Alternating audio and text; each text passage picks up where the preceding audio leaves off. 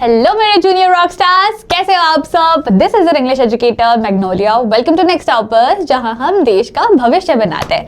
तो गाइस, आज हम करने वाले हैं कुछ बहुत ही हटके। क्या जनरली आप एक एक चैप्टर के लिए एक एक वीडियो देख रहे थे, लेकिन हमने सोचा कि क्यों ना एक पूरी यूनिट आपको एक ही बार में दे दे, ताकि आपका टाइम भी बचे और एक साथ ही पूरा यूनिट प्रिपेयर हो जाए। तो चलो आज वही काम करेंगे। आज के हमारे लेक्चर में हम यूनिट 3 पूरा देखने वाले हैं। मिस्ट्री एंड मैजिक का जो यूनिट है, बहुत ही मैजिकल स्टोरीज कुछ है, उन चीजों को समझेंगे विथ आवर चैप्टर्स। तो चलो विदाउट फर्दर डिले शुरू करते हैं हमारे पहले चैप्टर के साथ, जिसका नाम है the case of the fifth word. कुछ तो केस है, केस का मतलब कुछ मिस्ट्री है, सीआईडी टाइप कुछ है, दया कुछ तो गड़बड़ है, ऐसे करे दया दरवाजा तोड़, क्या होने वाला है, कौन सी मिस्ट्री है, क्या सॉल्व करने वाला है। चलो देखते हैं हमारे चैप्टर को। तो as we know the case of the fifth word, मतलब कुछ डिटेक्टिवनेस या कुछ खुफियागिरी करनी पड़ेगी ना यहाँ पे। तो चलो कैसी खुफियागिरी होने वाली है वो देखते हैं हमारे चैप्टर के साथ। Encyclopedia brown. अब आप सोचोगे एनसाइक्लोपीडिया मतलब गूगल में जैसे विकिपीडिया होता है, वैसे एनसाइक्लोपीडिया भी कुछ होगा, कोई वेबसाइट का नाम होगा। गलत सोच रहे हो। एनसाइक्लोपीडिया ब्राउन बेसिकली एक लड़के का नाम है। He is a young boy who lives in USA. His father is the chief of police. In spite of being so young, he often helps his father solve mysteries that even police find difficult to solve. Their discussions are generally held during the dining hall during dinner time. Read their story to find out how the boy Wonder solves the case that has been troubling his father.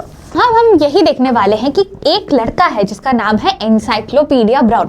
अब encyclopedia का मतलब क्या होता है, जिस जगह में ए से लेके जेड तक की हर एक रियल ट्रूथ्स, फैक्ट्स, ये सारी चीजें जिसको पता हो या जिस चीज को पता हो, उसको हम एनसाइक्लोपीडिया रफली समझते हैं ना। अब इस लड़के का नाम एनसाइक्लोपीडिया क्यों है, ये एक सवाल एकदम चैप्टर के स्टार्टिंग में मैंने रेस कर दिया। While we are reading the chapter, आप इस सवाल को सोचते रहना, ठीक है, कि हमारे इस लड़के का नाम एनसाइक्लोपीडिया क्यों है। अब इन बच्चे के बारे में हम क्या समझ रहे हैं, इनके पापा पुलिस का जो आर्म पुलिस फोर्सेस होता है ना, उनके चीफ है, हेड है, एंड ये कुछ मिस्ट्री सॉल्व करने का काम करते हैं ताकि केसेस आसानी से क्लियर हो जाए, क्रिमिनल्स को पकड़ पाए जल्दी जल्दी। अब ये जो हमारे एनसाइक्लोपीडिया ब्राउन नाम के लड़के हैं ना, ही is a very intelligent boy. वो अपने पप्पा तक को भी केसेस सॉल्व करने में मदद करते हैं, और ऐसी तरीके से वो केसेस सॉल्व करते हैं जो पुलिस डिपार्टमेंट के अच्छे से अच्छे लोग ना कर पाए। इमेजिन कितने ही शार्प एंड इंटेलिजेंट ये लड़का है हमारा। तो चलो इस कहानी के थ्रू हम समझेंगे कि क्यों उनका नाम एनसाइक्लोपीडिया है एंड कितने ही स्मार्ट, इंटेलिजेंट एंड विजडम भरे हुए ये लड़का है, ठीक है। चलो, Encyclopedia's father was chief of police. Everyone thought that he must be the smartest police chief in the country. Chief Brown was smart and quick. He did not sit around and worry. When he came up against a case he could not solve, he acted at once. He cleared his desk, put on his hat and went home to dinner. Encyclopedia solved the case for him before dinner was over. तो कहानी के शुरुआत में ही हम देखते हैं encyclopedia के पापा के बारे में कुछ इन्फॉर्मेशन। अब देखो, जो जो चीजें मैं अंडरलाइन कर रही हूँ, those are very very important, ठीक है। उन चीजों को आपको आंसर सॉल्विंग के लिए रेडी रखना है, इतना याद रखना। दीज आर योर की पॉइंट्स या main pointers for your answer. तो स्टार्टिंग में हमें पता चल जाता है कि एनसाइक्लोपीडिया के जो फादर है वो पुलिस के चीफ है। अब हर कोई समझता है कि वो बहुत स्मार्ट है, बहुत इंटेलिजेंट है, नॉलेज से भरे हुए हैं। क्यों? क्योंकि किसी भी केस को, कितना भी पेचीदा केस क्यों ना हो, वो आसानी से सॉल्व कर लेते हैं। लेकिन बात कुछ ऐसी है कि हाँ, उसके पापा स्मार्ट तो है, बट बहुत ऐसे केसेस आ जाती है जिनको सॉल्व करने के लिए ना दिमाग का, किसी और का दिमाग भी चाहिए होता है हेल्प के लिए, कि भाई इनपुट्स बताओ कैसे इसको सॉल्व करें, क्या राज है इसका। तो वो इनपुट इनको अपने बेटे से मिलता है। तो जब भी एनसाइक्लोपीडिया के पापा को किसी केस को लेकर कंफ्यूजन होता है, वो अपना ऑफिस डेस्क क्लीन करके बैग पैक करके घर चल देते हैं डिनर टाइम पे। क्यों? क्योंकि जनरली एनसाइक्लोपीडिया जब भी कोई केस सॉल्व करता था वो डिनर टेबल पर ही सॉल्व करता था।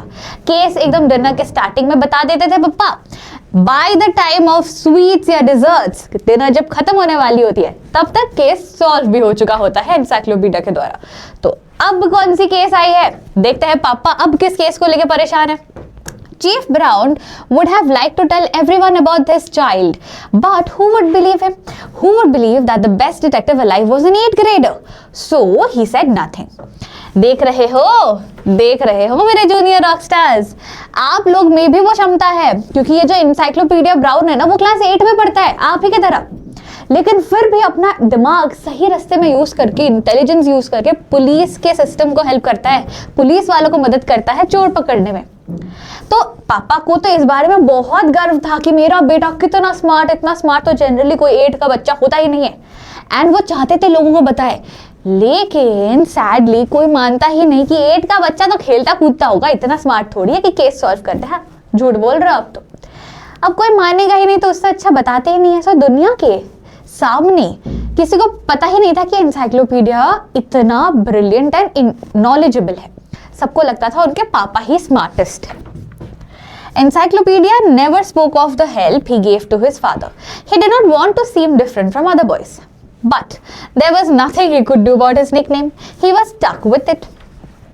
अब पापा को वो हमेशा हेल्प करते थे, लेकिन he never boasted about it. मतलब उन्होंने कभी घमंड नहीं किया इस बारे में कि मेरे पापा तो मुझसे कितने बड़े हैं, पुलिस डिपार्टमेंट में तो और भी कितने सारे लोग हैं, लेकिन देखो मैं ही सॉल्व करता हूँ केसेस, कितना इंटेलिजेंट हूं मैं ना। ऐसे बोस्ट या ऐसे घमंड वो कभी नहीं करता था, ही वुड सिंपली हेल्प पापा।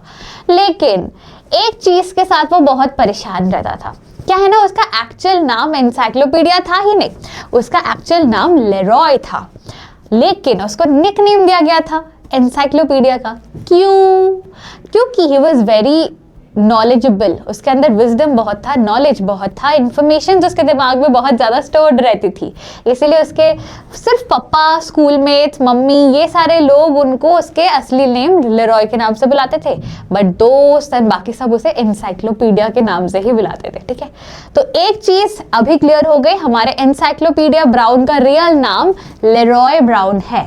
ठीक है, चलो, only his parents and teachers called him by his real name Leroy, everyone else called him encyclopedia। अब देखो encyclopedia होता क्यों है और उनका नाम encyclopedia क्यों दिया गया? Generally, it is a book or set of books filled with facts from A to Z. So was Encyclopedia's head. He read more than anyone in Idwell, as in the place he lives in, and he never forgot a fact. His pal said he was like a library and computer rolled together into one and more user-friendly. तो हमें यहाँ पे encyclopedia brown या Leroy के बारे में कुछ information पता चलती है कि वो इतना इंटेलिजेंट है, वो पूरे उस शहर में जितनी भी किताबें थी ना वो सब पढ़ चुका था, एंड उससे ज़्यादा और भी किताबें मंगवा के पढ़ता रहता था। बेस्ट पार्ट बीइंग, हम जब ये बुक्स पढ़ते हैं ना, क्या हो जाता है, हम पढ़ते हैं फिर ऐसा कहानी याद रखते हैं फिर भूल जाते हैं, लेकिन लेरॉय हमेशा कोई भी, या एनसाइक्लोपीडिया हमेशा कोई भी स्टोरी बुक या fictional book, non fiction book जो भी पढ़ता हो, वो इंफॉर्मेशन उसके दिमाग में स्टोर होके रह जाता था, and that was his best part. इसी वजह से उसके दोस्त उसे कहते थे कि भाई तुम लाइब्रेरी और कंप्यूटर के एक मिक्सचर हो। लाइब्रेरी में इतने सारे बुक्स होते हैं तो place full of knowledge, plus computer में आप कुछ भी स्टोर करो तो वो रह जाती है ना, तो तुम्हारा दिमाग वैसा ही है, अमेजिंग एंड सो इंटेलिजेंट। अब पता चल गया लेरॉय का नाम एनसाइक्लोपीडिया क्यों रखा गया है। चलो, एक दिन की बात है, at the dinner table on Tuesday night, Chief Brown started at his cream of mushroom soup. Encyclopedia and his mother knew what that meant. He had a mystery he could not solve. तो जब भी कोई unsolved case होता था ना, वो एक soup लेके बैठ जाते थे खाने। क्यों? क्योंकि अगर सूप से स्टार्ट किया, फिर मेन कोर्स खाया, फिर डिजर्ट खाया, तो इसमें टाइम बहुत लंबा लग जाता है डिनर में, एंड लेरॉय या एनसाइक्लोपीडिया को उस केस के बारे में सोचने का भी बहुत वक्त मिल जाता है। दस ये सूप से डिनर शुरुआत करने का मतलब ये था कि केस है कुछ जो पप्पा से सॉल्व नहीं हो रही। तो बैठे सूप के साथ, स्टार्टर्स के साथ डिनर शुरू हुई। Nim Tolan died yesterday, he announced in a matter-of-fact manner. That name is familiar, Mrs. Brown said. Wasn't he mixed up in a jewelry robbery a few years ago? 5 years ago, Chief Brown replied. 2 masked men held up the Diamond Mart on 6th Avenue. They got away with $1 million worth of jewelry. I thought Tim Nolan was arrested, Mrs. Brown said. He was questioned, not arrested, Chief Brown corrected. I always believed that Nolan and a friend, a man named Daniel Davenport, pulled the hold-ups. There wasn't any proof though, Encyclopedia sat quietly. He knew his mother and father were discussing the case for his benefit. His father filled in the facts. तो क्या हुआ, उस दिन dinner पे बैठ के soup के साथ जैसे शुरुआत हुई डिनर की, पापा बोलने लगे, There is a man, ये दोनों नाम याद रखना है, There is a man named Tim Nolan या नोलन, ठीक है, नोलन नाम का एक इंसान कल ही चल बसा या मर गया, ऐसा कहते हैं पापा. And the way he said it, it was said in a matter of fact manner, मतलब बिना कोई इमोशन, ऐसा कोई फैक्ट या ट्रूथ, नॉलेज, यूनिवर्सल ट्रूथ जैसा बोला, sun rise in the east. हम एक्सप्रेशन के साथ तो इसको नहीं बोलते कि sun rises in the east, ऐसा तो नहीं बोलते ना. तो वैसे ही कोई एक नॉलेज के तरह ही पापा ने बोल दिया टिम नॉलन कल मर गया था. इसी को लेकर कुछ केस है. तो पापा के बीवी एज इन मम्मा ने कहा कि मैंने तो सुना था कि वो ऐसा कुछ तो चोरी के केस में फंसा हुआ था ना कुछ सालों पहले. तो पापा कहते कि हाँ, 5 साल पहले उसने ज्वेलरी स्टोर में चोरी करी थी. और अकेला नहीं, ऐसा कहा जा रहा था, एक और बंदा था जिसका नाम था डेनियल डेवनपोर्ट. ये दोनों नाम याद रखना, ठीक है. तो ये दोनों लड़के या ये दोनों मर्द मिलके ये चोरियां करते थे ज्वेलरी स्टोर्स में. तो वही चीज के बारे में, उसी केस को लेकर डिस्कशन था. पापा एज एन चीफ ब्राउन कहने लगे कि हाँ, ये दोनों जो चोर है, बहुत टाइम पहले की बात है. ये फैक्ट्स फिल करेंगे बाय द वे, ठीक है, फैक्ट्स के पास आते हैं. ये बहुत टाइम पहले की बात है कि नोलन और डेवनपोर्ट ये लोग जेल में ही मिले थे.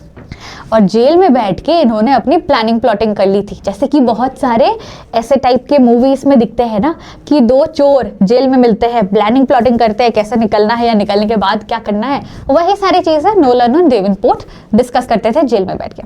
अब मम्मी और पापा, एक सवाल होता है, मम्मी और पापा केस के बारे में ऐसे खुलेआम डिस्कस क्यों कर रहे हैं, वो भी इन डिटेल सवाल पूछ के?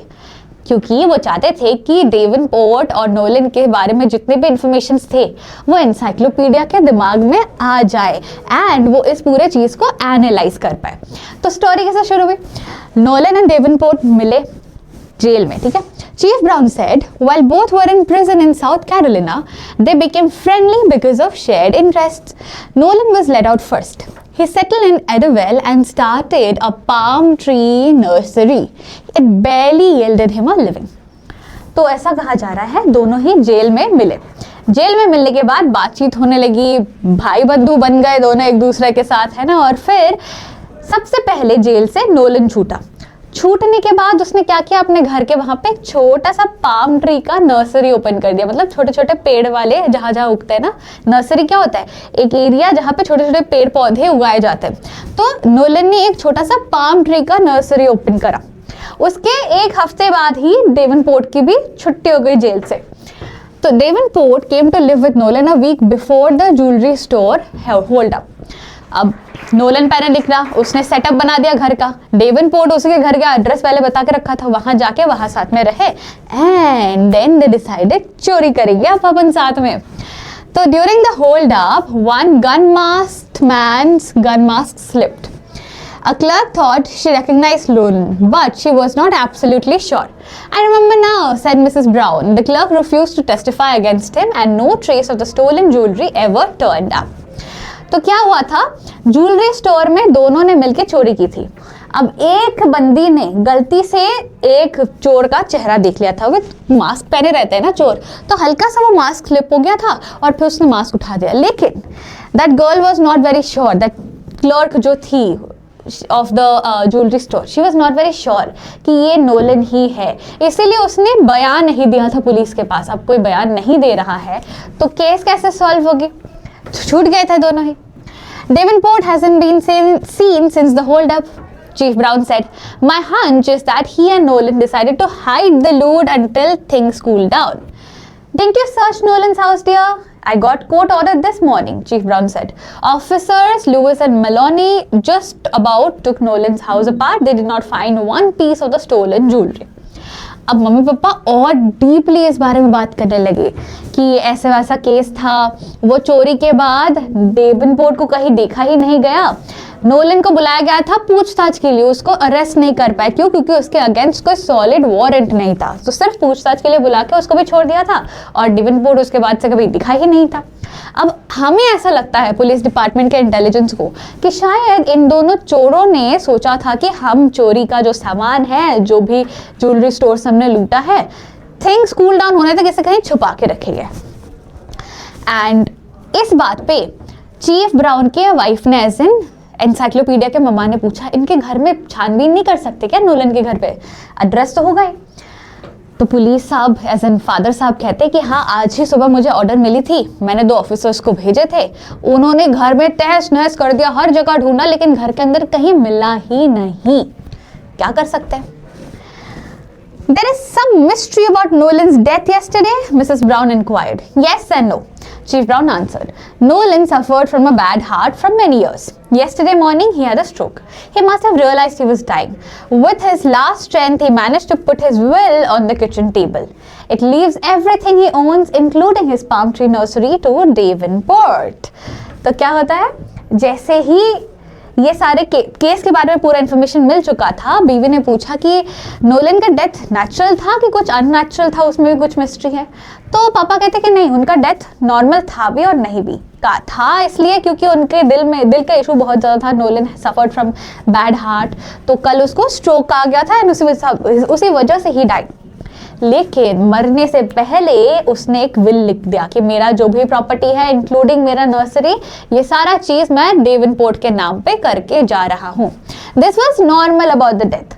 अब डेथ में मिस्ट्री क्या थी, इंटरेस्टिंग बात क्या थी? What's suspicious about that? Nothing about the will itself, just about a sheet from his desk calendar. It was clipped to the will, said Chief Brown. He took out his pocket notebook and leafed through the pages. I copied what Nolan wrote on the sheet, he said. Here it is. He handed the notebook to Mrs. Brown. She read what he had copied. It has Davenport's name and address, she said, and a few words I don't understand. She handed a notebook to Encyclopedia. What do you make of the 4 words, Leroy? तो मौत के बारे में, मौत तो normal ही थी, लेकिन जो उसने विल रखा था, उस विल के साथ एक पीस ऑफ पेपर था, दैट वॉज वेरी मिस्टीरियस। तो पापा कहते हैं कि विल के साथ में एक कैलेंडर से फाड़ा हुआ पेपर क्लिप करके रखा गया था, उसमें डेवनपोर्ट का नाम, एड्रेस है, एंड उसके साथ साथ एक कुछ तो फ्रेज लिखा हुआ था, कुछ 4 शब्द, जिसका मतलब मुझे समझ नहीं आया, मैं अपने डायरी में लिख कर लेकर आया हूँ।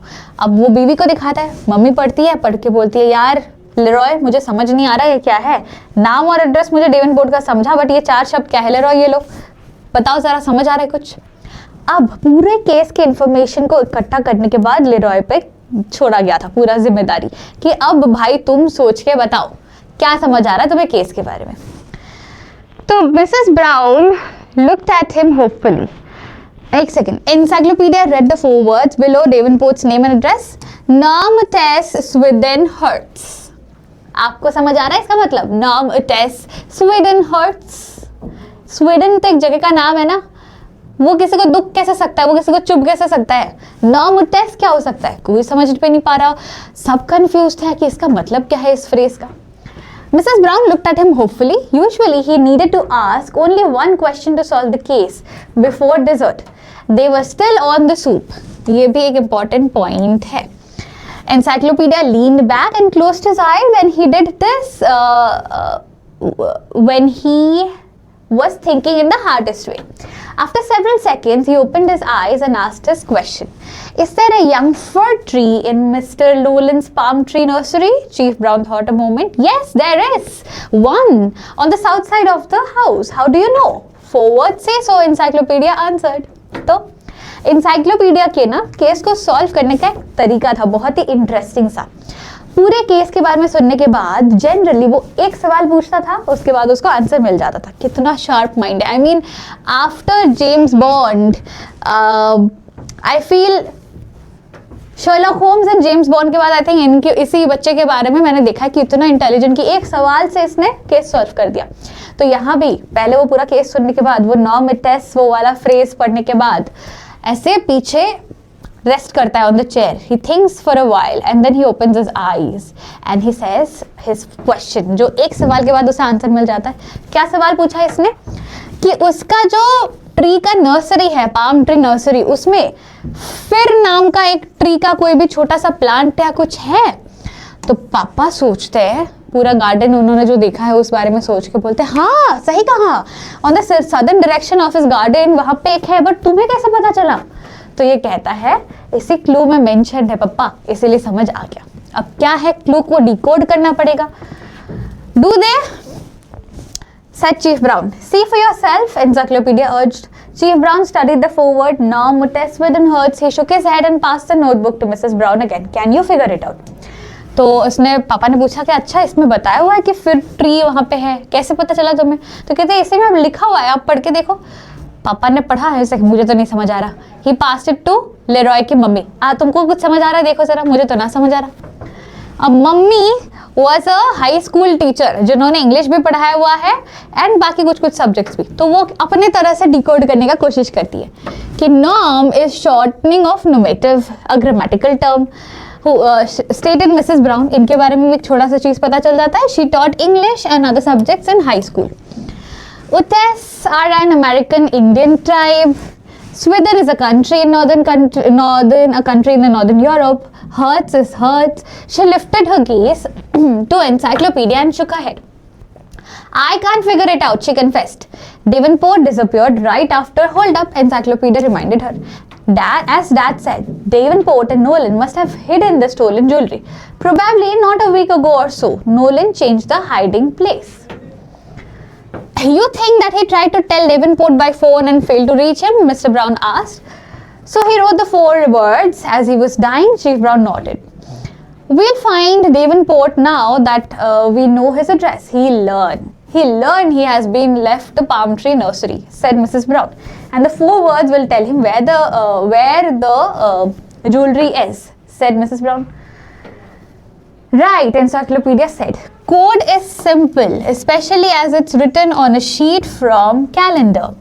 Davenport will understand it easily. Still, it wouldn't make much sense to someone who isn't looking for a hiding place. Leroy, Mrs. Brown exclaimed, what do the 4 words mean? आपको मैं शॉर्ट में समझाती हूँ basically.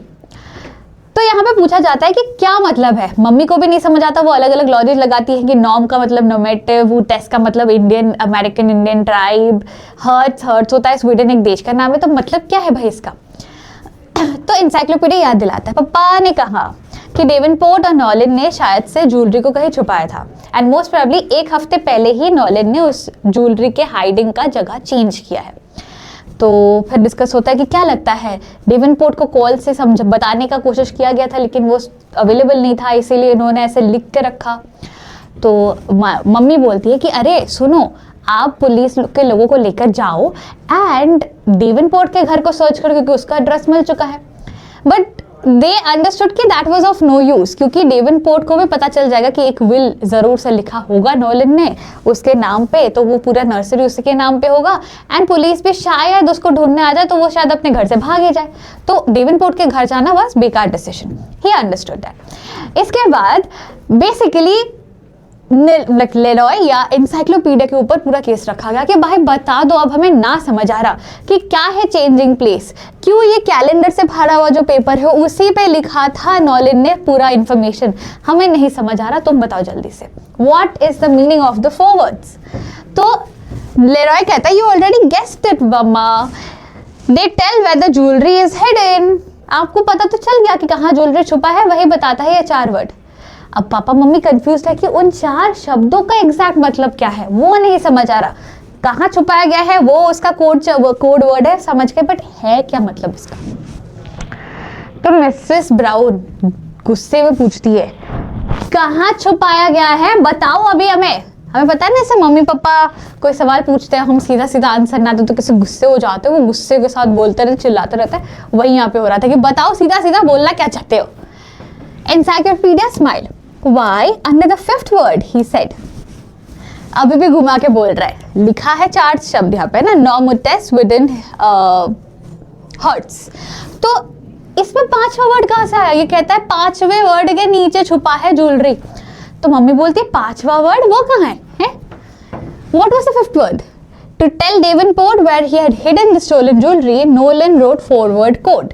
As the key to the code, he wrote the 4 words on a sheet from a desk calendar. The 4 words stood for the days of week. Nolan dropped the letter D-A-Y. Then he used the other letters to form words. Norm is Monday का उल्टा N-O-M. Monday का उल्टा is norm. Day को side कर दिया था उन्होंने. Monday Tuesday का नॉर्म, ट्यू, वेड, थर्स उसको यूज किया था. ट्यूसडे का ये है उटेस. स्वीडन का वेंसडे को स्वीडन बना दिया था. हर्ट्स थर्सडे को यहाँ पे हर्ट्स बना दिया था. तो बाय दिस कोड वर्ड वो बताना चाहते थे कि मंडे ट्यूसडे वेंसडे थर्सडे के बाद वाला जो दिन है उसी को हिंट करके आप ढूंढो कौन से पेड़ के नीचे ज्वेलरी है. So the unwritten 5th word was fir or Friday. The jewelry was found inside the 20-gallon jug of earth from which grew the young fir tree in Nolan's nursery, just as encyclopedia had foreseen. तो encyclopedia समझ गया कि 4 शब्द 4 दिन का नाम है. 5वां दिन है फ्राइडे. अब जिस तरीके से नोलन ने सारे डेज के नामों को ऐसे ऐसे करके चेंज किया था उस हिसाब से फ्राइडे का फिर बनता. मतलब फिर ट्री के नीचे ही ज्वेलरी छुपाई गई है. इसीलिए उस नर्सरी को डेवनपोर्ट के हवाले करके गया था नोलन. एंड फाइनली जब पुलिस ने छानबीन की तो जहां एग्जैक्टली एनसाइक्लोपीडिया ने कहा था कि यहां मिलेगा, उन्हें ज्वेलरी भी उसी जगह पर मिली. And that shows how intelligent, smart, knowledgeable हमारा एनसाइक्लोपीडिया ब्राउन या लेरॉय ब्राउन था. This gives you a very motivational message कि एज फैक्टर नहीं है भाई, आपके दिमाग में जो नॉलेज है वो इम्पॉर्टेंट है. तो नॉलेज बढ़ाओ, पढ़ाई करो एंड यू नेवर नो, आप भी शायद कुछ बहुत ह्यूज अचीव कर जाओ. ठीक है, अब आते हैं इस चैप्टर के कुछ सवालों पे बहुत क्विकली, बिकॉज इसके बाद 2 और चैप्टर्स इसी लेक्चर में कंप्लीट होंगे. चलो let's get going. Nolan and Davenport were very close. Support the statement with evidence from the text. अच्छा, हम कैसे कह सकते हैं कि नोलन एंड डेवनपोर्ट बहुत क्लोज थे, बहुत करीबी थे? पहली बात तो वो मिले जेल में थे. जेल में मिलके कॉमन इंटरेस्ट की वजह से दोस्ती हो गई इनकी. एंड देन जब नोलन घर गया, घर में अपना नर्सरी वगैरह बनाया, उसने कह दिया था डेवनपोर्ट कि तुम छूटो तो मेरे ही घर वापस आना. तो डेवनपोर्ट छूटने के बाद नोलन के घर ही गया रहने के लिए. फिर दोनों ने साथ चोरी की. डेवनपोर्ट फिर छुप गया, नोलन छुप छुप के इससे बातें करने लगा था. And finally the main evidence कि डेवनपोर्ट एंड नोलन बहुत क्लोज थे उसका ये है कि जब नोलन मरने वाला था उसने विल करके डेवनपोर्ट के नाम अपना पूरा property along with the hidden jewellery सब कुछ कर दिया था. That shows, that is the main proof to show कि ये दोनों बहुत करीबी थे. Why did Davenport disappear right after the jewelry hold up? What might his plans have been if Nolan had not died?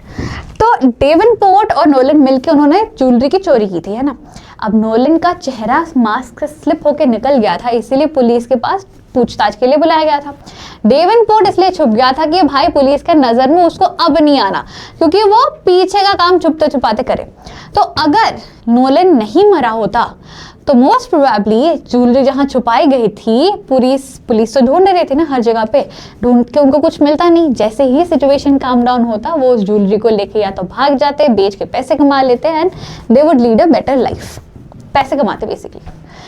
What does Mrs Brown's interest in the case tell us? Mrs Brown का जो इतना interest था ना case में, 2 वजह है. एक, उनके पति is like you know into all this thing कि इन्वेस्टिगेट करना रहता है, केसेस को सॉल्व करने होता है, तो पति के साथ केसेस को डिस्कस करो तो उनका भी दिमाग खुल जाए. Point number 1. Point number 2 and the main reason being, वो चाहते थे कि एनसाइक्लोपीडिया के दिमाग में जितना ज़्यादा हो उतना ज़्यादा नॉलेज फिट कर सके, so that it is easier for him to solve the case. इसीलिए अलग अलग क्वेश्चन इधर उधर से उठा के पूछ के इनपुट्स ऐड करती थी वो एनसाइक्लोपीडिया के माइंड में. Explain why chief Brown was proud of his son. Obvious सी बात है, क्लास 8 का लड़का ऐसे पुलिस क्रिमिनल केसेस सॉल्व कर देता था जो नॉर्मल बड़े लोग जो पुलिस ऑफिसर्स है, इन्वेस्टिगेटिंग ऑफिसर्स है, वही सॉल्व नहीं कर पा रहे होते. Why were Chief Brown's suspicion regarding Nolan and Davenport justified even when there was lack of concrete proof? उनका जो शक था ना वो नोलन एंड डेवनपोर्ट के लिए ही था कि इन्होंने चोरी करके अभी छुपा के रखा है, यही चोर थे ज्वेलरी स्टोर में। ये जस्टिफाई इसलिए होता है क्योंकि एक तो नोलन का चेहरा दिख गया था, दूसरा डेवनपोर्ट एकदम अंडरग्राउंड हो गया था, कहीं मिल ही नहीं रहा था, तो कुछ तो सस्पिशियस होगा ना, कुछ तो सस होगा ना, तभी ये छुप गया है। एंड नोलन के थ्रू भी कोई इन्फॉर्मेशन उसके घर में छानबीन करके भी कुछ नहीं मिल रहा है, कुछ तो गड़बड़ है दया। ठीक है, analyse the role of the 4 word code message in the story. ये जो 4 वर्ड कोड है ना, इसका role is a little bit important. क्यों? क्योंकि पुलिस के द्वारा इतना आसान नहीं होता ये कोड को सॉल्व करना unless you have a very very intelligent agent.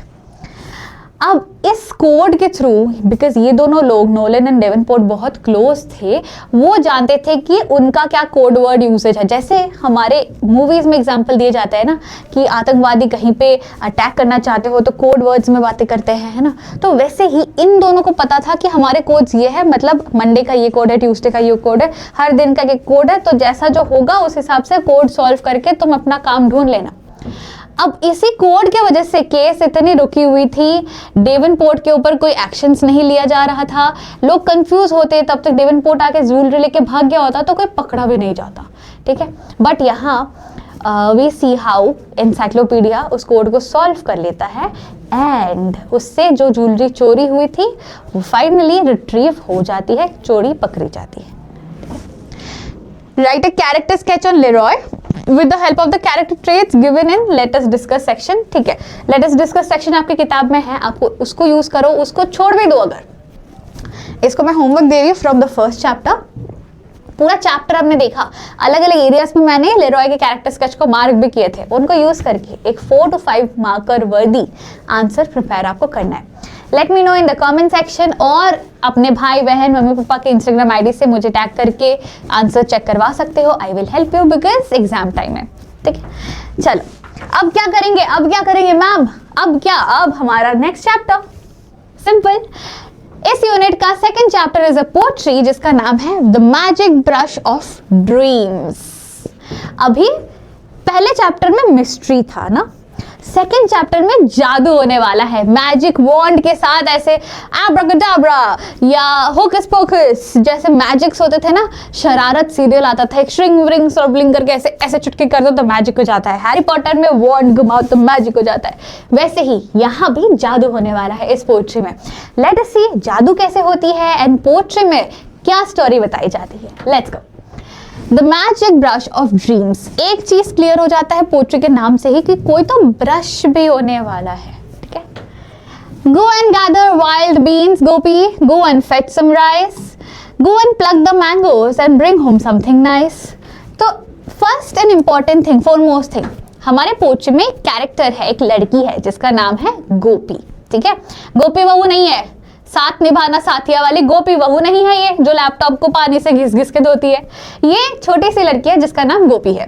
तो गोपी को उसके घर से इंस्ट्रक्शन मिलता है कि जाओ जाओ, वो बहुत गरीब है ना, तो घर से इंस्ट्रक्शन मिलता है कि जाओ जाओ, बाहर से कुछ बीन्स वगैरह प्लक करके लेकर आओ, कहीं पेड़ से आम लेकर आओ, कुछ कहीं से अगर मैनेज हो जाए तो चावल गैदर करके लाओ ताकि घर वाले तुम्हारे ढंग से खा पाए, तुम भी ढंग से खाना खा पाओ। तो this first stanza showcases the poor condition of the family, जिसकी वजह से उनके पास खाने पीने तक का भी पैसा नहीं है। वो चाह रहे हैं कि गोपी बाहर जाए, लोगों से मांग के हो, कहीं से पेड़ से तोड़ के हो, कहीं से हो, खाने का इंतजाम कर कर वापस आए। Gopi sits beneath the banyan. A twig is in her hand. She sits there drawing pictures in the sand. तो अब छोटी सी लड़की है ना गोपी, उसको इतना बिग रिस्पॉन्सिबिलिटी दिया गया कि घर वालों के खाने पीने का इंतजाम करना है, टेक केयर करना है। That is a little tough for Gopi. तो अब छोटी सी बच्ची को क्या करना पसंद होगा, खेलना कूद का, तो वो एक बैनियन ट्री के नीचे जाके बैठती है, एक छोटा सा डंडा होता है उसके हाथ में, डंडे से नीचे सैंड है ना, उस सैंड में से पिक्चर बना रही, घर बना रही है, सूरज बना रही है, पहाड़ बना रही है। She is making different drawings on the sand. अब the winds blow by and sweeps away the picture in the sand, but on a stone there sits a man, a brush is in his hand. तो क्या होता है, वो जब drawing करती है ना, हवा बहने से वो सैंड भी बहने लगता है, धूल मिट्टी नहीं होती रास्ते में, तो बैनियन ट्री के नीचे वैसे धूल मिट्टी सैंड पड़ी हुई थी, वो उसमें डंडे के साथ ड्राइंग कर रही थी, जैसे ही जोर से एक हवा बही वो सैंड उड़ गया, ड्राइंग खराब हो गई। बेचारी खेल रही थी, थोड़ा सा चिल कर रही थी, कितना रिस्पॉन्सिबिलिटी है घर का, थोड़ा सा रिलैक्स ही कर लूँ। अब रिलैक्सेशन में जो ड्राइंग बना रही है वही हवा के साथ उड़ के चला जा रहा है, क्या करे बेचारी। अब जहां वो खेल रही थी वहीं पे एक पत्थर के शेल्फ के ऊपर एक साधु जी बैठे हुए थे। There was a man sitting there and उस मैन के हाथ में there was a magic paint brush। जैसे कि ब्रश होता है, हमें पता है ना, देखो मेरे गंदे ड्राइंग पे मत जाना, ठीक है। ऐसा एक ब्रश है, एक आदमी रॉक्स के ऊपर बैठ के एक ब्रश हाथ में लिए बैठा हुआ था। He looks around, calls to Gopi, "Come here," he whispered. "Hush, we mustn't let the village know about this magic brush." तो क्या होता है, अच्छा by the way before I explain this, अगर आपको इस पोएट्री का पोएटिक डिवाइस एक भी पता चलता है, एक हिंट मैं दे दूं, राइम स्कीम है इस पोएट्री में। अगर आपको समझ आ रहा है कि इस पोएट्री का राइम स्कीम क्या है तो कमेंट सेक्शन में जल्दी बताओ, ठीक है, जल्दी जल्दी बताओ कि राइम स्कीम क्या है इस पोएट्री का।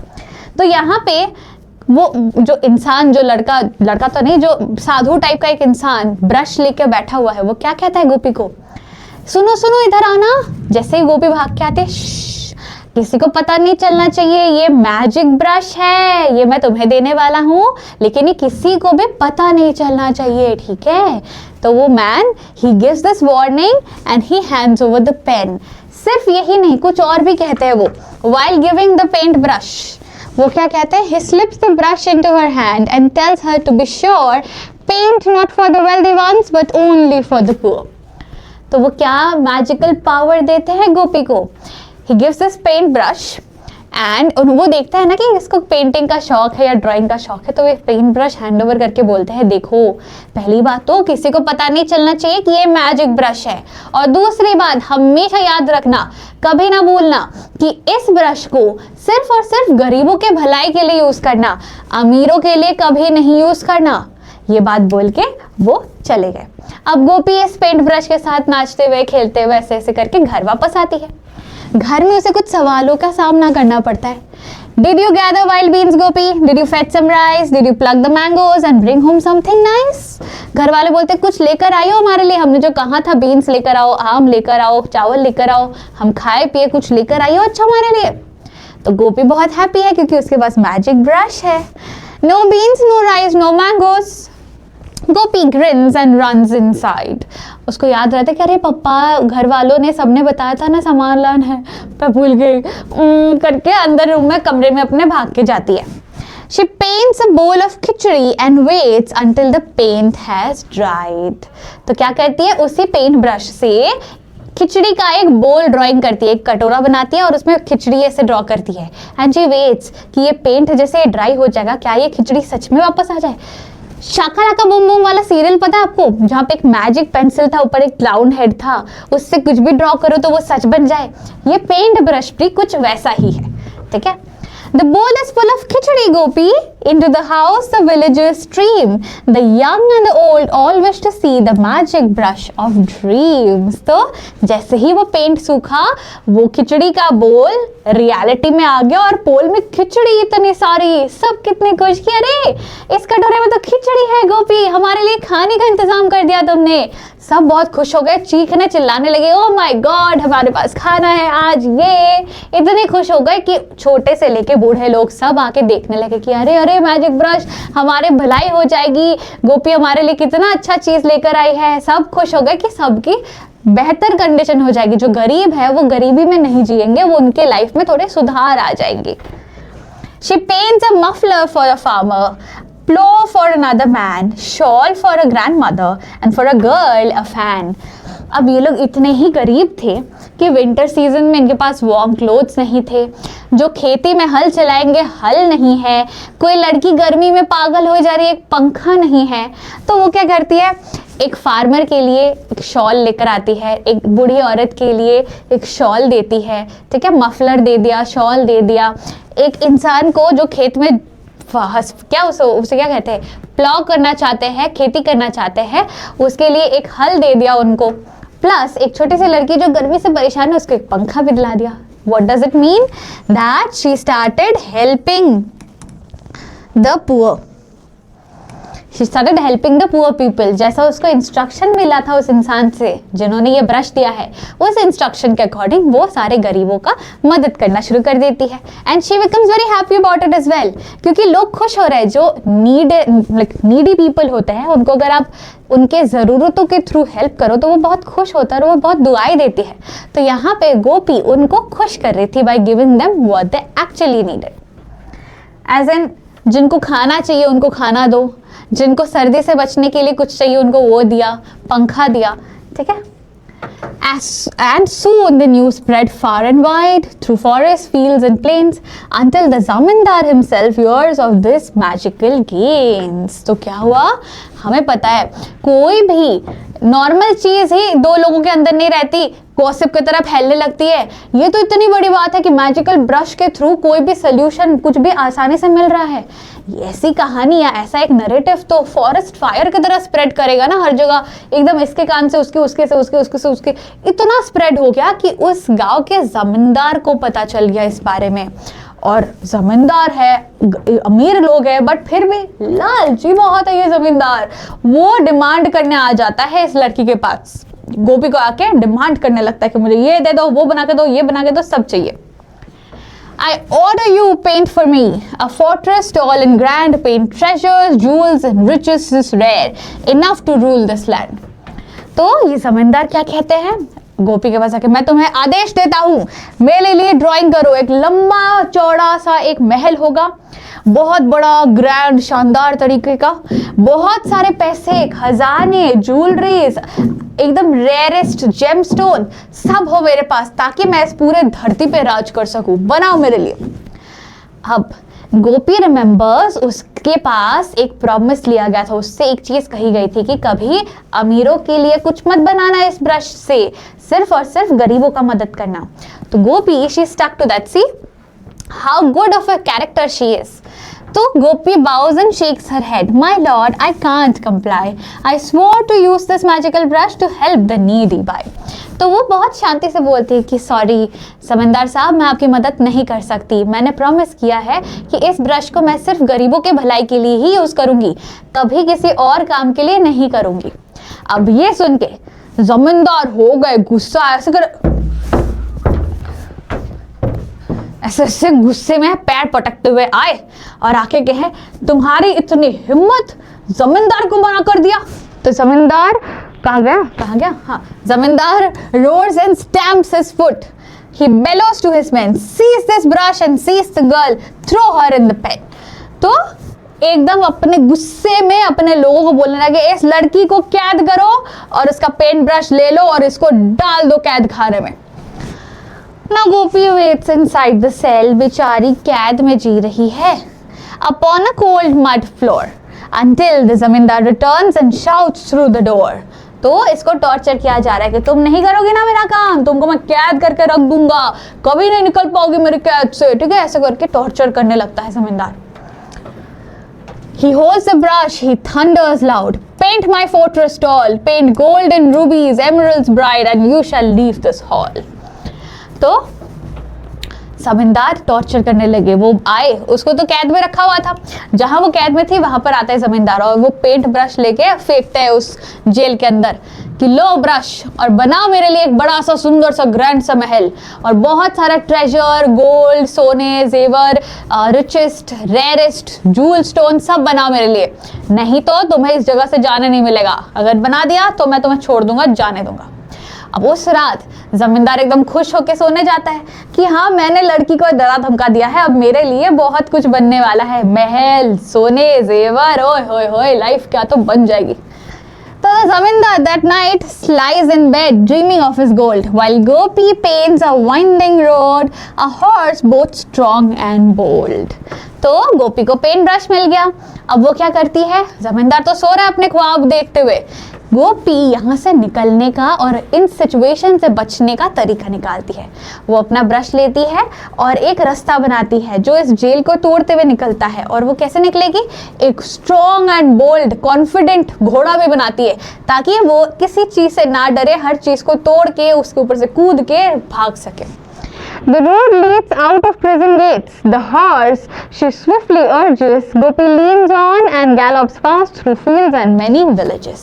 तो जैसे ही वो पेंट ड्राई होता है, एक ऐसा रास्ता बन जाता है जो उस प्रिजन गेट या जो कैद खाना है उसको क्रॉस करके रास्ते पे सीधा निकलता है। एंड वो घोड़ा भी सच में आ जाता है जो एकदम स्ट्रॉन्ग, बोल्ड एंड हिम्मत वाला है। जल्दी से गोपी उस पर चढ़ती है और उसको जल्दी जल्दी भगा भगा के उस कैद खाने को छोड़ के, उस गांव को छोड़ के आगे आगे भागने लगती है।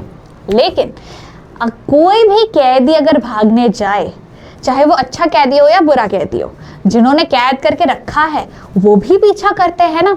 तो यहाँ पे भी सेम हुआ। It's Gopi, she's back again, said the villagers, merry and kind. But Gopi keeps on painting still with the Zamindar's men following behind. अब घोड़े पे सवार वो अपने गांव वापस ही आ रही थी, लेकिन फिर भी गांव घोड़े पे बैठ के भी ड्राइंग की जा रही है। क्यों? गांव वाले देख रहे गोपी है, बहुत खुश है कि अरे हमारी गोपी वापस आ गई हमारा हाल सुधारने। लेकिन गोपी के पीछे जमींदार के लोग पड़े हुए थे, वो भी घुड़सवारी में गाड़ी में ऐसे ऐसे करके उसके पीछा कर रहे थे। She paints a mighty river wide, its current fast and deep. The zamindar and all his men stop short and cannot leave. तो क्या हुआ? सडनली वो एक ऐसा ड्राइंग करती है कि जिस रास्ते को क्रॉस करके वो जा रही है उसके और जमींदार के लोगों के बीच बहुत गैप बन चुका था ऑलरेडी। तो वो ऐसा ड्राइंग बनाती है कि बीच में एक बहुत वाइड सा, जिसको घोड़ा या कोई भी क्रॉस ना कर सके ऊपर से कूद के, बहुत वाइड, चौड़ा सा और बहुत गहरा एक रिवर ड्रॉ करती है वो। एंड उस रिवर का फ्लो या करंट इतना स्ट्रॉन्ग है कि कोई एक बार उस पर कूदे तो वो भर करके बह के निकल जाए, कोई उसको क्रॉस कर ही नहीं पाएगा, इतना स्ट्रॉन्ग एक रिवर है।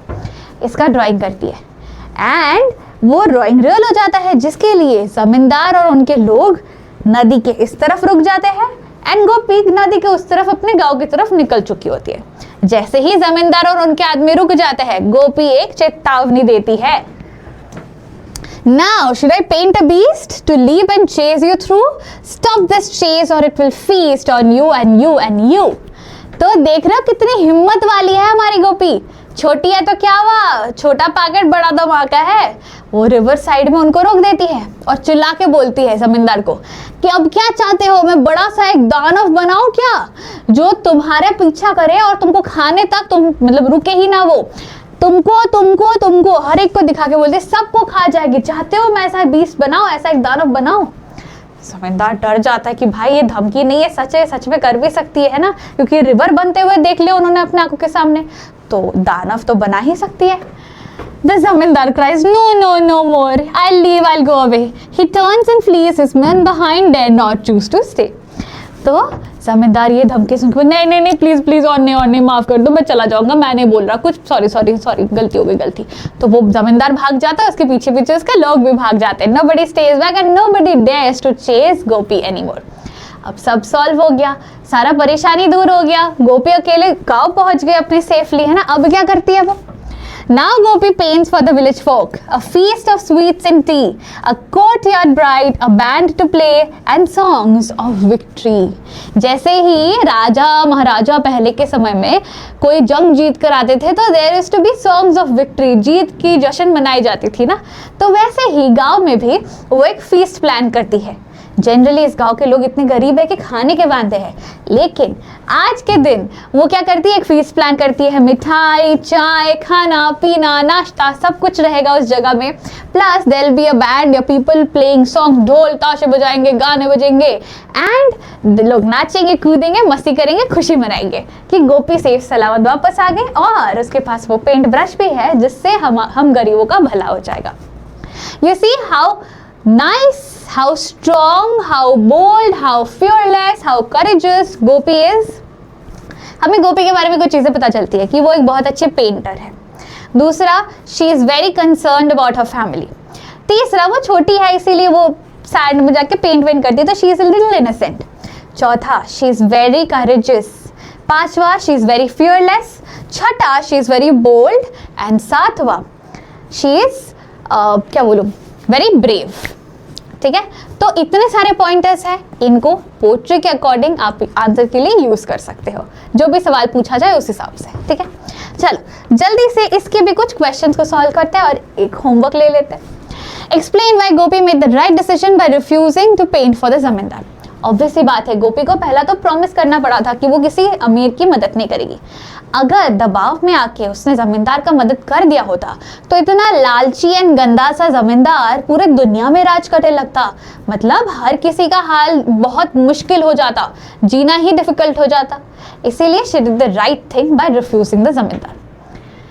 Gopi threatens to draw bees to scare away the zamindar. Justify her action. How would you have dealt with the situation differently? गोपी एकदम सही काम करती है ना, जमींदार को डराने के लिए एक दानव बनाने की धमकी देती है। I think her act is justified. क्यों? क्योंकि जमींदार को डरा के भगाना जरूरी था, नहीं तो वो किसी ना किसी तरह एक ब्रिज बना के आ जाते या कुछ ना कुछ कर देते। वो रुकते नहीं, वो फिर से गोपी के पीछे आते या उस पेंट ब्रश के पीछे आते। तो उसने जो एक्शन किया जमींदार को डराने का, वो बिल्कुल सही था। अब एक इसका जो पार्ट क्वेश्चन है वो आप पे है कि आप अगर गोपी की जगह होते तो आप इस सिचुएशन को कैसे डील करते। गोपी के तरह ही करते तो वो लिख सकते हो कि I would have done the same thing that Gopi did, या कोई और अतरंगा सा आंसर है तो वो जरूर लिख सकते हो। बट उससे पहले कमेंट्स मुझे जरूर लिख के बताना कि आपका क्या तरीका होता जमींदार को भगाने का। What is the significance of Gopi celebrating with the villagers at the end of the poetry?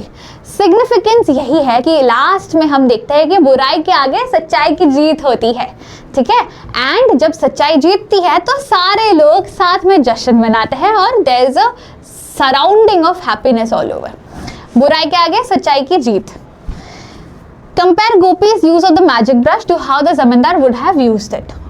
जमींदार एंड गोपी का कैरेक्टर डिफरेंशिएशन इस सवाल में आ जाता है कि कैसे गोपी लोगों के भलाई के लिए इस ब्रश को यूज कर रही है, लेकिन अगर जमींदार के पास ये ब्रश होता तो वो सिर्फ सेल्फिश नीड, खुद के बड़ाई के लिए, खुद के ग्रोथ के लिए, खुद पैसे कमाने के लिए, दुनिया पे राज करने के लिए ऐसे चीजों में यूज करता उस ब्रश को, लोगों की भलाई नहीं देखता।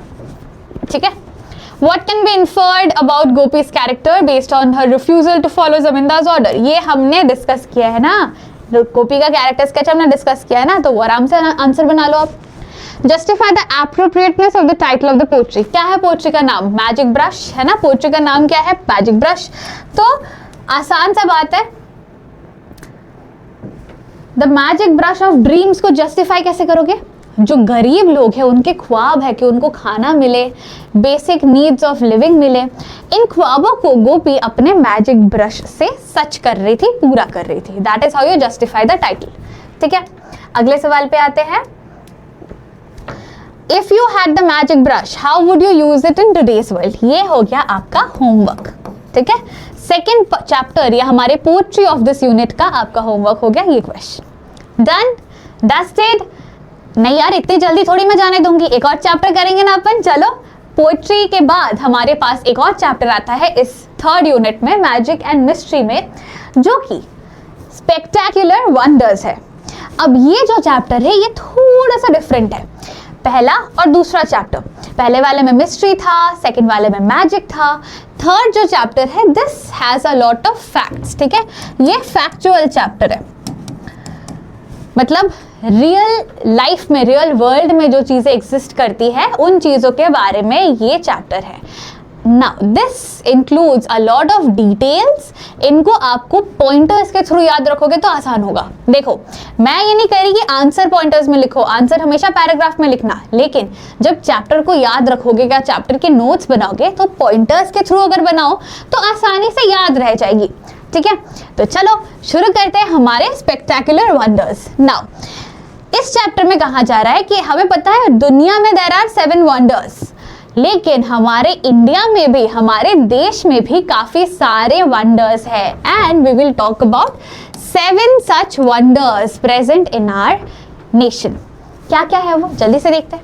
India is home to some of the most mystifying natural phenomena that surprise and sparkle our imagination।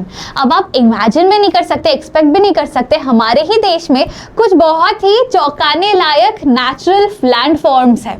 कहीं पे समंदर ग्लो करने लगता है ना, रिवर वाटर ग्लो होने लगती है, कहीं पे कोई ऐसा रिवर है जो गायब भी हो जाती है, कहीं पे क्या है अभी थोड़ी बताऊंगी, हर चीज अभी थोड़ी बताऊंगी, चलो वन बाय वन देखते हैं। सबसे पहला वंडर हमारे देश का क्या कहा जा रहा है? Valley of flowers Uttarakhand. Uttarakhand को यहाँ पे वैली ऑफ फ्लावर्स कहा गया है। क्यों?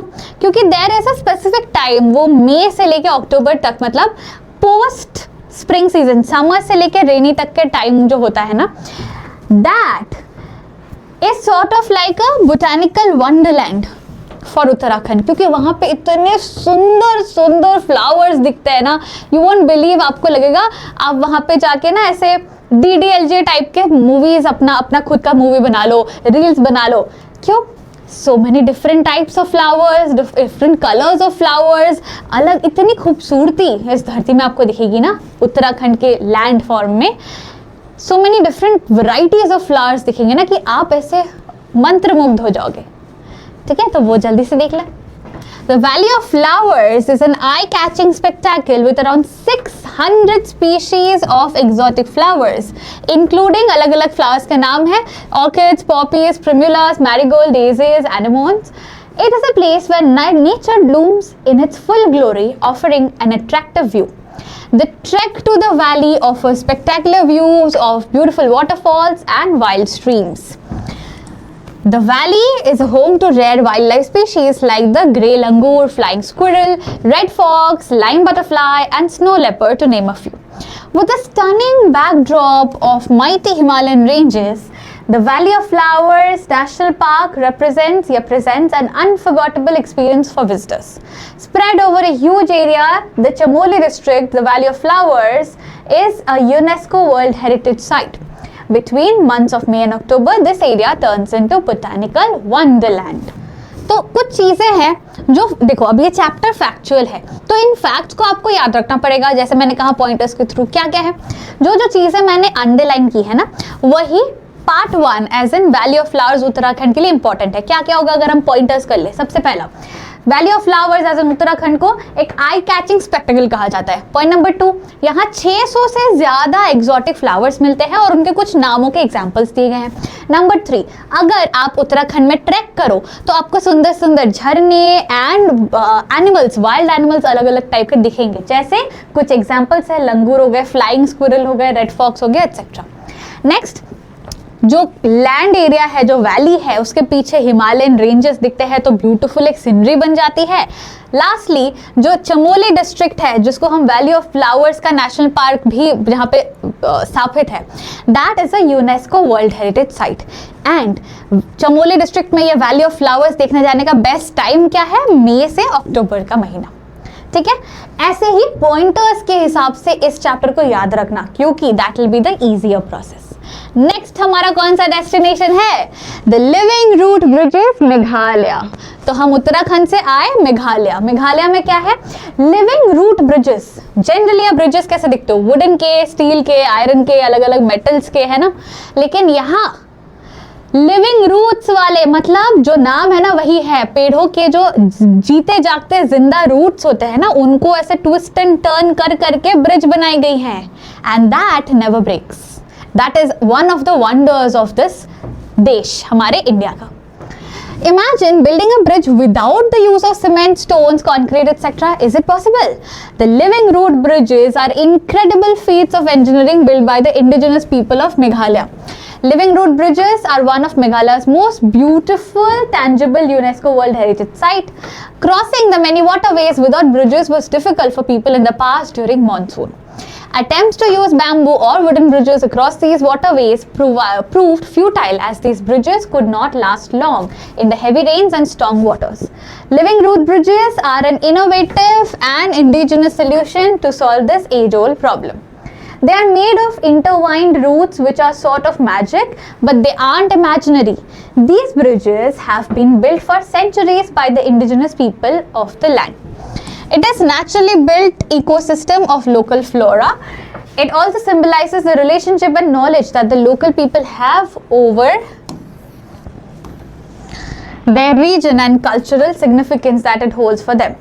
Under ideal condition, a root bridge is thought to be able to persist for hundreds of years. These bridges frequently rise to 50 to 100 feet in the air. The state's longest living root bridge is said to be a whopping 175 feet in length. There are approximately 100 or so known living bridges across different villages in Meghalaya. तो मेघालय का जो root living living root bridges है ना, that is our next wonder. मतलब जैसे मैंने कहा, flora fauna plants के रियल रूट्स को यूज करके ऐसे ब्रिजेस बनाई गई हैं. क्यों? क्योंकि पहले के समय में नदियाँ क्रॉस करना बहुत मुश्किल था.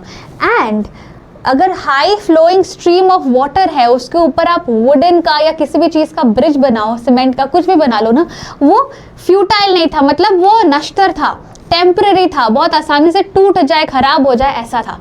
तो एक रियल सोल्यूशन क्या निकाला जाए इस प्रॉब्लम का? तभी जो मेघालय के जो ट्राइबल या नेटिव लोग हैं ना, उन्होंने ये सोल्यूशन निकाला. The people who knew the jungles and the plants and the nature very well in Meghalaya, उन्होंने सोचा let us use the nature itself to bring a solution कि हम रिवर्स को क्रॉस कैसे करें, रास्ते को क्रॉस कैसे करें. इसके क्या क्या इंपॉर्टेंट पॉइंट्स है? सबसे पहला, living root bridges are incredible feats of engineering built by Meghalaya के ही लोग, है ना. ये भी एक tangible UNESCO world heritage site है. नेक्स्ट, लिविंग रूट ब्रिजेस जो होते हैं वो बहुत इनोवेटिव तरीके से बनाई गई है, जो जनरली इंजीनियर्स नहीं बनाए हैं, ये यहाँ के लोकल लोगों ने बनाया है. ठीक है, कैसे बना है वो? इंटरवाइन रूट्स विच लाइक पेड़ के जो रूट्स होता है ना, उनको ऐसे मरोड़ के ये पूरा ब्रिज बनता है. ठीक है, नेक्स्ट इंपॉर्टेंट पॉइंट क्या है? These bridges have been built by वहीं के नेटिव पीपल एंड ये साल दर साल हंड्रेड्स ऑफ ईयर तक सस्टेन कर सकते हैं ये ब्रिजेस, बिकॉज नेचर मेड है. नेक्स्ट, ये जो ब्रिज होते हैं, ये जो लिविंग रूट ब्रिजेस होते हैं, what do they symbolize? Important है, इट सिंबलाइजेस द रिलेशन, जो रिश्ता इन नेटिव लोगों का अपने जगह के साथ है, अपने नेचर, अपने कल्चर के साथ है, वो रिश्ता सिंबलाइज करता है. And it also shows the knowledge that they have about nature and their reason. ठीक है, and lastly, multiple over 100 bridges, almost 100 के आसपास ऐसे लिविंग रूट ब्रिजेस आपको मिलेंगे मेघालय में देखने को, जिसमें से सबसे लॉन्गेस्ट जो लिविंग रूट ब्रिज है that is of 175 feet in length. ठीक है, नेचर्स वंडर ही आप कह सकते हो, क्योंकि जनरली हम ब्रिजेस बिना सीमेंट या बिना किसी मेटल, बिना किसी पत्थर के नहीं देखते हैं. यहाँ प्रॉपर स्ट्रॉन्ग ब्रिजेस आपको मिल जाते हैं, that too made from nature by the people of या by the native people of Meghalaya. ठीक है, तीसरे वाले हमारे वंडर पे चलते हैं. Third wonder is a Lonar crater lake in Maharashtra. तो हम उत्तराखंड से लेके मेघालय से लेके महाराष्ट्र आ गए. क्या है? Lonar crater lake. ठीक है, the Lonar crater lake is a geological wonder nested in the towns of Lonar in Buldhana district of Maharashtra. It is believed to have formed thousands of years ago. This ancient landform, consisting of a giant hole, came into existence when a colossal meteorite blazing at extremely high speed crashed into the earth, leaving behind a stunning mark. It is the only crater in India formed in basaltic rock by meteoric impact and ranks as the third largest in the world, placing it among the top 5 largest craters globally. The crater's perfectly circular depression cradles a unique saline lake at its core, creating a striking visual contrast against the surrounding rugged terrain. This site is a rare and extraordinary blend of celestial impact and terrestrial beauty. The rim of the meteoric crater offers a breathtaking spectacle of nature's power and enduring allure of our nation's या planet's ancient past. आसान शब्दों में अगर मैं आपको pointers और मतलब बताऊं, ये जो आपको पूरा इमेज दिख रहा है ना, ये पता है क्या है? देयर वाज अ खाली भी ना हो, मतलब एक लैंड फॉर्म था. ठीक है, इस लैंड फॉर्म में बहुत साल पहले एक मीटियोर बहुत स्पीड में आके नीचे से धड़ाम से गिरा, टकराया, जिसके वजह से ऐसा लैंड में ऐसा एक गड्ढा बन गया. एग्जैक्टली सर्क्यूलर, परफेक्टली सर्क्यूलर एक गड्ढा बन गया था. एंड दस this place has become a lake. ये एक अपना लेक बन चुका है. कैसे बना है लेक? ये जो क्रेटर फॉर्म हुआ है ना मीटियर गिरने से, धड़ाम से इतना बड़ा सा एक मीटियर गिरा है, उसके गिरने से एक ऐसा डिप्रेशन बन गया है गोलू सा, and that has over the time become saline lake, as an salt water वाला एक लेक बन चुका है वहाँ पे, ठीक है। एंड इसके इंपॉर्टेंस क्या क्या है, सबसे पहला ये एक जियोलॉजिकल वंडर है, कहाँ पे सिचुएटेड है, in the town of Lonar in Buldhana district of Maharashtra. Next है ये सालों दर साल, like from thousands of years ago, कैसे बना है, कहाँ क्या when a colossal meteorite blazing at an extremely high speed crashed into this earth, ठीक है। तो क्या क्या मिला, क्या है, कहाँ है, कैसे हुआ है, ठीक है। एंड नेक्स्ट इंडिया का ओनली क्रेटर है जो कि मीटियोरिक इम्पैक्ट से बना है, एंड पूरे दुनिया में थर्ड रैंक होल्ड करता है, मतलब टॉप 5 मीटियोरिक क्रेटर्स में से इंडिया थर्ड प्लेस में आता है, because this is that big and impactful and huge, ठीक है।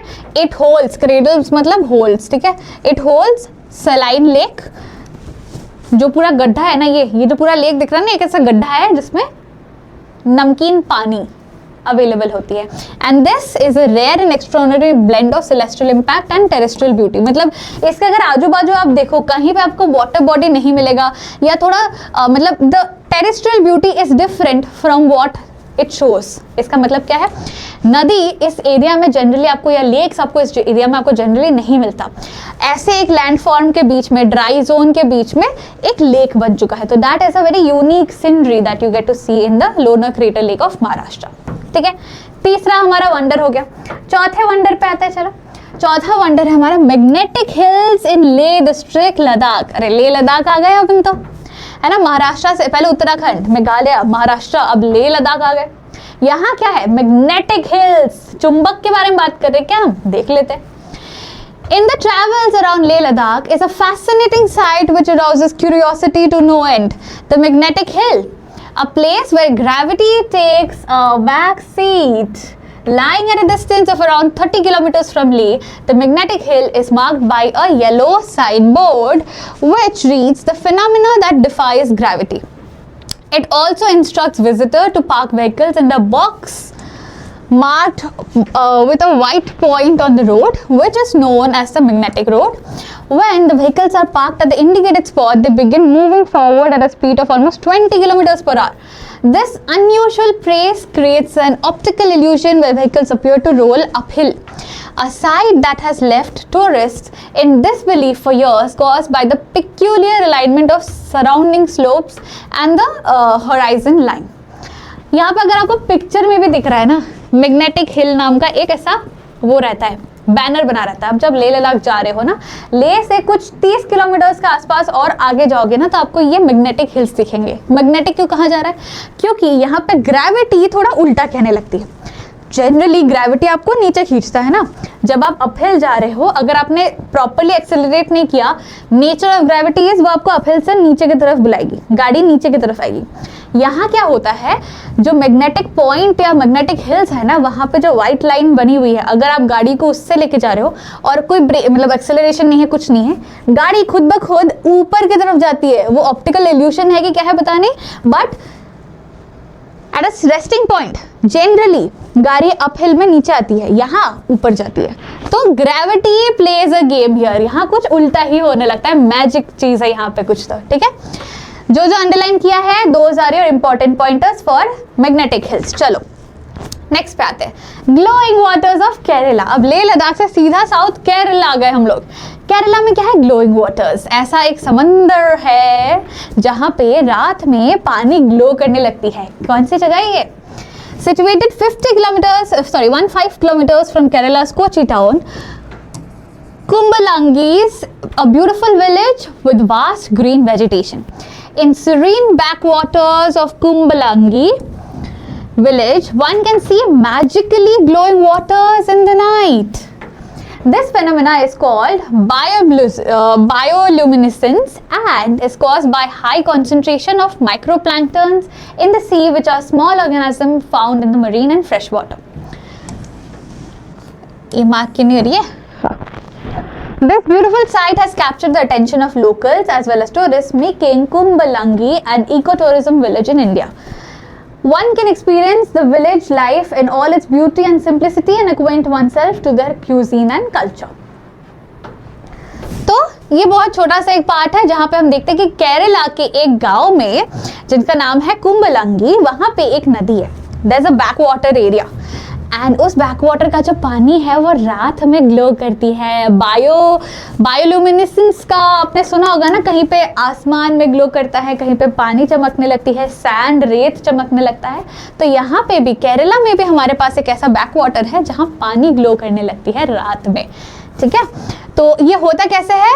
This is caused by high concentration of microplanktons in the sea. अगर उस समंदर में बहुत ज़्यादा माइक्रोप्लैंक्टन्स पाए जाते हैं तो उससे चमकने लगती है चीज़ें, ठीक है। तो जो 3-4 ही पॉइंटर्स होंगे इसके जो अंडरलाइंड है वो आपको इंपॉर्टेंट पॉइंटर्स के थ्रू याद रखना है। चलो अब आते हैं हमारे छठवें पे, द सुंदरबंस। ये कहाँ आ गए? हम वेस्ट बंगाल में आ गए हैं। तो देख रहे हम कहाँ घूम रहे हैं, पूरे देश के अलग अलग एरियाज में जा रहे हैं, नॉर्थ साउथ ईस्ट वेस्ट हर जगह जा रहे हैं। Can forest exist in a coastline zone? Coastal zone में तो पानी होती है ना, वहाँ जंगल हो सकती है ना? बिल्कुल है। Yes, they are called mangrove forests, where trees take roots underwater in low oxygen soil. The roots slow down the movement of tidal water, stabilizing the coastline and reducing erosion. The Sundarban is one such mangrove forest spread over 1400 kilometers in West Bengal, lying in the delta of rivers such as Ganga, Brahmaputra and Meghna. The name is derived from Sundari tree that are plentiful in this area. ठीक है, this area is also populated by extensive range of flora and fauna, including many bird species, the majestic Bengal tiger, and other threatened species such as the estuarine crocodile and the Indian python. तो हमारा जो Sundarban area है ना waste Bengal में, बहुत ही खूबसूरत सा एक प्लेस है। नदी है, समंदर है, ठीक है। There is the Ganga river flowing, the Brahmaputra flowing, the Meghna flowing. उनके आजू बाजू से एक लैंड फॉर्म निकलता है जो मैंग्रोव फॉरेस्ट होती है, ठीक है। मैंग्रोव फॉरेस्ट का स्पेशलिटी क्या है? Mangrove trees take roots under water, वो पानी के अंदर रूट्स बनाते हैं अपने। उससे क्या होता है? पानी का जो बहाव का स्पीड है ना, रूट्स की वजह से स्लो डाउन हो जाती है। That is why a forest can exist in coastal area. अब ये जो अपना पूरा सुंदरबन का एरिया है ना, पहले तो नाम इसका आया Sundarban, came from Sundari tree. तो सुंदरी ट्रीज मिलती है यहाँ पे बहुत ज़्यादा, तो इसका नाम है सुंदरबन, एज इन सुंदर फॉरेस्ट, सुंदरबन, ठीक है। बन मतलब फॉरेस्ट होता है। This part holds what all? सबसे पहला यहाँ पे बहुत सारे बर्ड स्पीशीज मिलेंगे, एनिमल्स मिलेंगे, आपको अलग अलग एक्सटिंक्ट स्पीशीज भी मिलेंगे, उसके एग्जाम्पल्स दिए हुए हैं, ठीक है। And this stretches for over 1400 kilometers in the deltas of rivers, ठीक है। बहुत छोटे छोटे पॉइंटर्स है इसमें भी, ज़्यादा कुछ नहीं है, 4 से 5 पॉइंटर्स ही आपको इसमें से निकलेंगे। अब आएंगे हमारे आखिरी वंडर ऑफ नेशन में, विच इज इनविजिबल चांदनीपुर बीच इन उड़ीसा। बंगाल से थोड़ा सा ही आगे निकल के उड़ीसा आ जाएंगे, ठीक है। अब उड़ीसा में क्या है? इनविजिबल बीच, चांदीपुर बीच नाम का एक बीच है, वो इनविजिबल हो जाता है। कैसे होता है, क्या होता है? Let's see. Have you seen things disappearing in front of your eyes? Well, such things happen at times when we keep things at some place and just forget where we have kept them, है ना। ऐसा होता है ना, आपने कुछ रखा हो और आप भूल गए कहाँ है, तो वो मिल ही नहीं रहा है। मम्मी मेरा टॉवल कहाँ रखा है, मिल ही नहीं रहा है। मम्मी मेरा हैंकी कहाँ रखा है, रुमाल कहाँ रखा है, मिल ही नहीं रहा है। मम्मी बोलेगी अगर मैंने जहाँ रखा था, मैं बोल रही हूँ तब से, वहाँ आके मुझे दिख गया तो बहुत मार पड़ेगी। और मम्मी आती है, वहीं पे मिलता है रुमाल, और फिर पिटाई भी पड़ती है ना। रुमाल भी मिलती है, पिटाई भी मिलती है। तो यहाँ पे भी ऐसा कहा जा रहा है कि ऐसा कोई चीज़ है जो आप रखते हो या देखते हो और वो डिसअपियर हो जाता है ना। But what if there is a sea that disappears? This happens in Orissa. It is a beach in Balasore district where one can witness the sea disappearing mysteriously. The Chandipur beach, which is known for its unique feature of playing hide and seek with its visitors. The sea can actually be witnessed disappearing and reappearing. This is because the sea water moves. It retreats by 2 to 5 kilometers during ebb tide, the duration between high tide and low tide, and comes back to the shore at the time of high tide. This unusual natural phenomena keeps on happening daily, where one can actually see the sea and then watch it disappear in front of their eyes. These awe-inspiring natural wonders of India highlight the mystic of the country's landscape, each phenomena telling its own story of nature's artistic flair and enigmatic charm. They challenge our understanding of the natural world and captivate our senses. They serve as a reminder of the extraordinary forces that shape our environment, blending scientific intrigue with the magic of folklore. Generally बहुत सारी चीज़ें हम कहानियों में सुनते हैं, लेकिन सच में नेचर में भी कितना पावर है, कितनी चीज़ों को वो हाइड करके रखते हैं, या कितनी खूबसूरत चीज़ें जो हम एक्सप्लोर नहीं करते, वही सारा मिस्ट्री या मैजिकल या मिस्टिकल थिंग हमें तीसरे चैप्टर में इस यूनिट के दिखाई जाती है. ठीक है, तो उड़ीसा का एक ऐसा बीच है, चांदीपुर बीच. उसमें बेसिकली क्या होता है ना, अगर ये आपका बीच है, ठीक है, ये आपका बीच है, इसमें यहाँ तक पानी आती है और इतना सा लैंडफॉर्म है. अब क्या होता है ना, जब एब टाइड मतलब हाई टाइड और लो टाइड के बीच का टाइम, लो टाइड हो गया, हाई टाइड होने में भी टाइम है, उस समय में जो लेक का वाटर है वो यहाँ से हटके 2 से 5 किलोमीटर दूर चली जाती है. तो ऐसा लगता है ये तो नॉर्मल रास्ता ही है. अब क्या हो गया, चीज़ समझो, ये आपका बीच एरिया है, ठीक है, यहाँ तक पानी आती है और यहाँ पे सैंड है. क्या होता है ना, एब टाइड के टाइम में जो पानी है वो 2 से 5 किलोमीटर पीछे चली जाती है. तो लोगों को लगता है कि अच्छा ये भी रास्ता ही है, this entire area is for walking, it is a road. लेकिन जैसे ही हाई टाइड होती है, सडनली ये पानी वापस आ जाती है. तो अगर कोई यहाँ पे चल रहा होता है, उसका हालत सोचो, उसको दिख रहा होगा पानी ऐसे करके आ रही है, अरे भागो करके भागने लगता है. ठीक है, तो thus it is called invisible beach, क्योंकि बीच तब लगता है जब आपके समंदर किनारे पानी भी है. वो पानी ही इतनी दूर चली जाती है कि ऐसा लगता है अच्छा रास्ता है ये, और रास्ता है, पानी तो वहाँ है, बट थोड़ी देर में वो पानी वापस भी आती है. तो इन वन डे इटसेल्फ आप high tide and low tide के बीच में जब भी एब टाइड आता है दिन में जितने भी बार, उतने बार ये इनविजिबिलिटी का जो सरप्राइज है वो देख सकते हो आप. ठीक है, so that's it about the chapter. खत्म हो गया? नहीं, खत्म नहीं हुआ. लास्ट एक चीज बाकी है, एक चीज. You guessed it right, question answers of this chapter. ठीक है, जल्दी से देख लो. How are the living root bridges a boon for the local people of Meghalaya? अब देखो, जितना वहाँ का हाल है, जो वहाँ का नेचर है, जैसा पानी का फ्लो है, रिवर्स क्रॉस करना, वाटर बॉडीज क्रॉस करना बहुत डिफिकल्ट है. एंड वहाँ पे मटीरियल चीज़ों से ब्रिज बनाना भी डिफिकल्ट हो जाता है, बिकॉज वो रहते नहीं है, स्टोन्स के, सीमेंट के, वुडन के नहीं रहते.